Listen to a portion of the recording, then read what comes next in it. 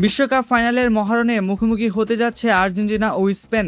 তবে এই মেগা ফাইনালের আগে স্পেনের তরুণ সেন্সেশন লামিন ইয়ামালকে থামানোর এক অদ্ভুত ও মজার কৌশল বাতলে দিলেন আর্জেন্টাইন কোচ লিওনেল স্কলোনি। কি সেই কৌশল? রসিকতা করে স্কলোনি বলেছেন, এই প্রতিভাবান তারকাকে থামানোর সেরা উপায় হলো তাকে তার নিজের রুমে তালাবদ্ধ করে রাখা। ইয়ামালের ভূয়সী প্রশংসা করে আর্জেন্টাইন কোচ বলেন, লামিনকে তার রুমে আটকে রাখতে পারলে সবচেয়ে ভালো হতো। সে সত্যি একজন অসাধারণ খেলোয়াড়। লিওনেল মেসির মতো সেও এমন একজন খেলোয়াড় যাকে মার্ক করা বা আটকে রাখা অসম্ভব। তবে স্কলোনির আশা ইয়ামাল যেন ফাইনালের দিন এমন জাদু দেখাতে না পারেন।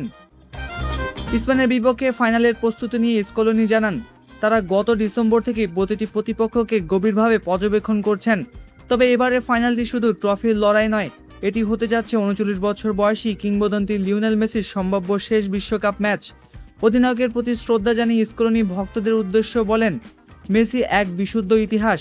39 বছর বয়সে এসেও সে যেভাবে ফাইনালে দলকে নেতৃত্ব দিচ্ছে তা অসম্ভব। আমাদের সবার উচিত এই শেষ মুহূর্তগুলো উপভোগ করা।